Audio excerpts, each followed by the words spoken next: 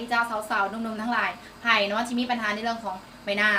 ฝ้ากระจุดด่างดำเนาะฝ้ากระจุดด่างดำจุดแดงๆจากสิวกงห้อยติ่งกะอย่างต่างๆโบวีเชฟไผ่ที่มีผู้ขนกว้างสิวตันเนาะไผ่ที่มีปัญหาแบบแน่ๆบอกว่าจะเป็นสบู่บอกว่าจะเป็นโฟมอย่างต่างๆหลายคนที่เคยใส่มาแล้วเฮ้ยมันโบเห็นผลใส่ไปบางข้างหน้าแห้งมาใส่ไปบางข้างหน้าเหี่ยวใส่ไปบางข้างสิวขึ้นใส่ไปบางข้างเป็นพื้นใส่ไปบางข้างเฮ็ดให้หน้าพังไผ่ที่เคยเจอปัญหาแน่ๆมื้อนี้น้ำพรจะมีเคล็ดลับดีๆจะมาบอกกับทุกคนตัวไผ่ที่เคยเจอปัญหาในเรื่องของโอ้โหหน้าพังมาก่อนหน้าแบบว่าสิวตันหน้าเป็นพื้นหน้ามองคล้ำอย่างต่างๆแล้วใส่เอี่ยงก็คือสึกว่าเมื่อเศร้าจะเถื่อนเนาะเมื่อยและกับใส่การใส่เครื่องสำอางแบบเก่าๆเมื่อยแล้วกับการใส่เครื่องสำอางแบบว่านั่นก็ดีนี่ก็ดีอย่างก็เอามาใส่จนเบิร์ดโอ้โหเงินเนี่ยไปถล่มทลายกับมันพอได้แล้วเพราะฉะนั้นเนาะสำหรับตัวน้ำพรเองก็คือมีปัญหาในเรื่องของสิวตันหูคมขนกว้างห้อยตีนกาเต็มและสิวเซียนเต็มต้องดีปีกทุกมือเคยเจอเคยเป็นเคยผ่านมาแล้วเป็นตั้งว่า5 ปีกว่าและได้ลองคิดต้องถือสบู่ใส่อย่างต่างๆโอ้โหสมปีสมพันธ์ได้ใส่ครีมทุกอย่างเพื่อจะไม่เห็นแห่งใบหน้าของตัวเองดีขึ้นได้ และทีนี้มาใส่แป้งโปะโปะโปะโปะทั้งใบหน้าเพื่อให้มันบังไอสิวอุดตันบังสิ่งที่มันแบบโอ้โหหน้าปวกหน้าผีไว้อะห้อยตีนกาสิวอุดตันยิ่งเพิ่มขึ้นอีกโอ้โหแบบโคตรวันนี้บอกไปกับทุกคนว่ามันเป็น8 นวัตกรรม4 รางวัลดับโนเบลผ่านออยทั้งไทยออยทั้งลาวการวิจัยจากอเมริกานี่ขายที่ตลาดมาแล้ว4 ปีกว่าและลูกค้าที่เอาไปใส่ทุกคนที่เกิดมีปัญหาแบบนั้นใส่ตัวนี้มาเลยเปิดบินไปขายดีกันนำและใส่ดีหน้าใสขึ้นหน้าขาวขึ้นกระจ่างใสขึ้นออร่าขึ้นวีเซฟขึ้นหูขนตื้นขึ้นห้อยตีโกงตีนกานี่ว่าให้เบ้าสิวอุดตันนี่มุดออกมาเลยพูดออกมาเลยเมื่อนี้จะมาล้างหน้าให้เบิ่งด้วยตัวนี้เลยจ้ะครีนเซอร์เดอะฟินตัวนี้บอกว่ามันเป็นพวกนวัตกรรมชีน้ำพ่นโคตรหักโคตรปึ้งโคตรแบบเอาไปนอนก่อนเลยนี่ไปใส่แทนพวกมันเฮ้ยหน้าใสแท้งามกว่าเก่างามกว่าที่เป็นวัยรุ่นอีกเนาะหน้าใสขึ้นหน้าเป็นปังขึ้นห้อยตีนกานี่บ่มีแล้วเวลาที่เขายิ้มเนี่ยมันจะเป็นห้อยตีนกาคางมันนี่แหละเป็นขึ้นอยู่ยิ้มในนึงมาได้คางมาเลยนั่นก็คือไปหน้าแก้ก่อนไว้ละ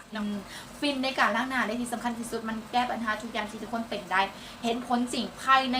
7-14 วันหรือใครที่เป็นนักเห็นผลเลยภายใน1 หลอดนะจ๊ะใส่ตัวเนืองยิงใส่ยิงแบบโอ้โห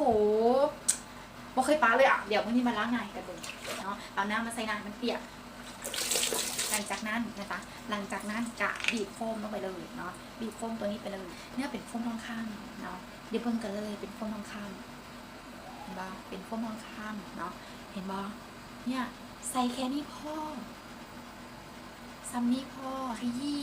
เนาะให้มันเกิดฟองให้ในการนวดกันนุ่ม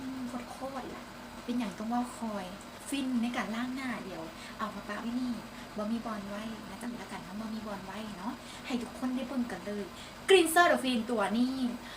กำจัดใบหน้าที่ทุกคนมีปัญหาอยู่ปัจจุบันนี้บอกว่าจะเป็นเรื่องฝากกระจุดด่างๆให้ฟินตรงฟินกัน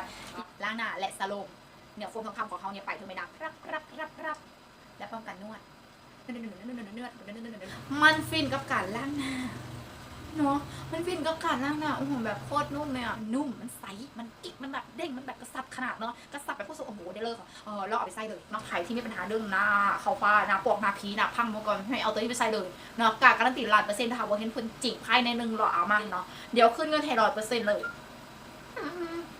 ให้เอาไปล้างหน้านะจ๊ะให้เอาไปล้างหน้าตัวนี้ไปล้างหน้านะเอาไปล้างหน้าอยากให้ทุกคนเราไปลองกันไส้เบิงเนาะอยากให้ทุกคนเอาไปใส่เบิงไว้ดีมันไปหน้าตัวเองพอเวลาไปเจอข้าวปั๊บเขาก็จะถามปุ๊บแล้วพี่เห็นมันหนาคือใส่เท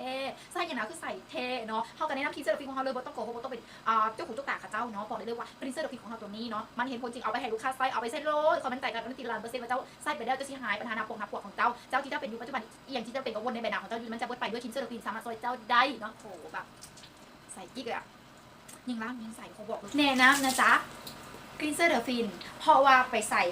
มาใส่ก็ต้องเน้มเบื้องหน้าเขาก่อนเนาะหลังจากที่หน้าเขาเป็นซีนที่ประจับตาเขาแล้วเขาจะบอกหูเห็นยังไงหน้าคือหน้าแท้เห็นยังไงหน้าคือแท้เนาะเขาจะท่วงแบบนี้กับทุกคนนะจ๊ะเพราะฉะนั้นกรีนเซอร์เดอะฟินตอบโจทย์กับทุกคนได้ตาอยากให้ทุกคนได้รับคือมันเห็นผลจริงยิงนวดยิงล้างยิงฟินนั่นอย่างลูกค้าเขาไปใส่ทุกคนเขาบอกว่าหน้าของเขาเปลี่ยนแปลงหน้าของเขาดีขึ้นทุกคนได้ยินคำนั้นยิงฟินยิ่งมีความสุขเห็นขาเจ้าดีขึ้นเขาจะดีใจนำนะจ๊ะฝากไว้สำหรับครีนเซอร์เดอะฟิน